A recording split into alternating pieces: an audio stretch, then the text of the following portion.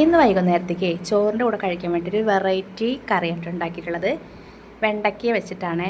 അപ്പോൾ നമ്മൾ ചട്ടിയിലേക്ക് വെളിച്ചെണ്ണ ഒഴിച്ചിട്ട് അതിലേക്ക് ചെറുതാക്കി അരിഞ്ഞ് വെണ്ടയ്ക്കല്ലേ അത് ഇട്ടിട്ട് അതിലേക്ക് കുറച്ച് ഉപ്പും കൂടെ ചേർത്ത് നല്ല പോലെ ഒന്ന് വറുത്തെടുക്കുന്നുണ്ട് കേട്ടോ. അപ്പോൾ നമ്മൾ ഒരു പാത്രത്തിലേക്ക് നല്ല കട്ട തൈരില്ലേ അത് നമ്മൾ മാറ്റി വയ്ക്കുന്നുണ്ട്. ആ കട്ട തൈരിലേക്ക് കുറച്ച് ഉപ്പ് കൂടെ ചേർക്കണം കേട്ടോ. നമ്മൾ വെണ്ടയ്ക്കയിൽ എന്തായാലും ഒരു കുറച്ച് ഉപ്പിടുന്നുണ്ടല്ലോ.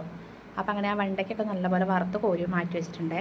ആ എണ്ണ വേസ്റ്റ് ആക്കൊന്നും വേണ്ട. അതിലേക്ക് തന്നെ കുറച്ച് കടുക് ഇട്ടു.